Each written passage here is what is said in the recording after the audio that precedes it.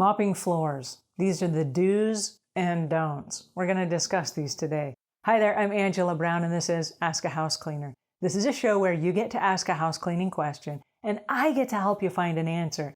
Now today's show sponsor is housecleaning360.com. So if you're looking for a house cleaner or you're looking for a maid service, housecleaning360.com has you covered. Now if you are a maid service or you are a house cleaner and you have not created a business fan page, head on over there right now and list your business so that when we send people your way, they can find you in their zip code.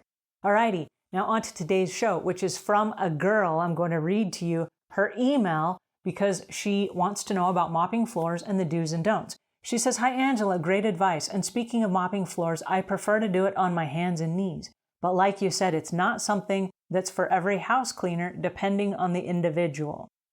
What I do like is when I go to an estimate for cleaning, I let the owners know that if they have their own mop, I will be using that, or I'll be doing it on my hands and knees. There's just something about taking a mop from house to house that seems very unsanitary to me.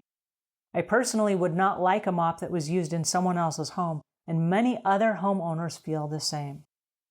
All right, that's a really interesting question, and here's my 2 cents. My 2 cents is the mopping floors on your hands and knees. While that may be a good idea for you as a solo provider, it is not scalable. So if you go in on your initial walkthrough and you train your customers that mopping the floor on your hands and knees is the best way to go, you've boxed yourself in.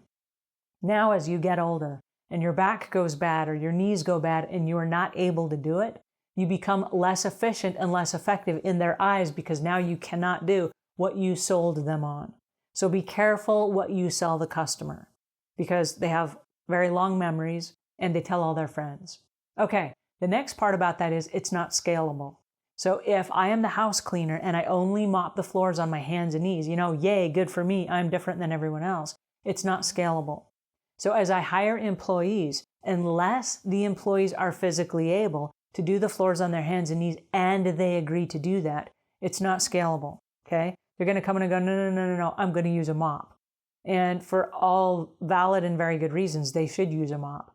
And so it's not something you're going to be able to teach and train and direct to your people.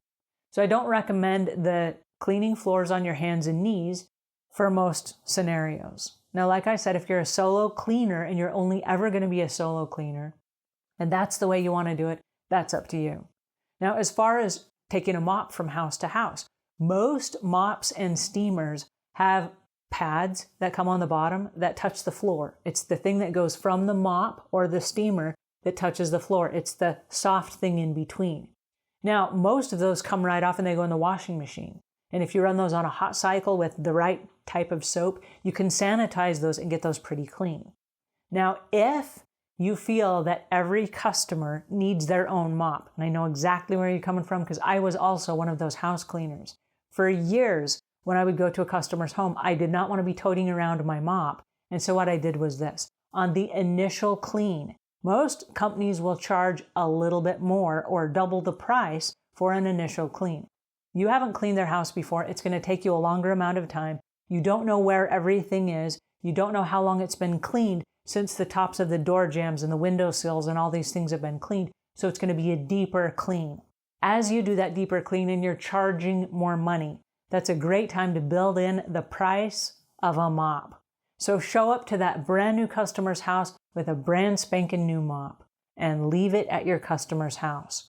That way you can take the pads home and clean them and bring them back. Or if it's like a string mop, for example, you just leave it at the customer's house. You clean it, you sanitize it, you leave it there. When you come back, it's waiting for you and you use it again.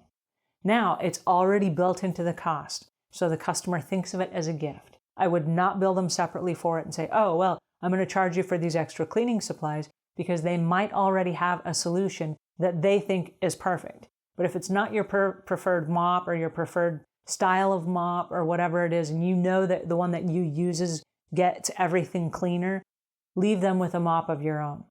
And it's not a gift. You got to build that into the price. But I wouldn't bill it separately so that it shows up as a line item, because then they're going to say, well, I'm not paying for a mop. I already have one. So mopping floors, do's and don'ts. What it comes down to is this. You have to mop floors. That's part of being a house cleaner. That's part of doing the job. So whether you use a dry mop or a wet mop or a steamer or a scrubber or you're on your hands and knees, a couple of things that you need to be aware of are this. Always vacuum first. Sweep or vacuum first. You're going to pick up all the debris first. That's going to collect the dust. It's going to collect the dog hair. It's going to collect anything that's there on the floor that you need to clean up.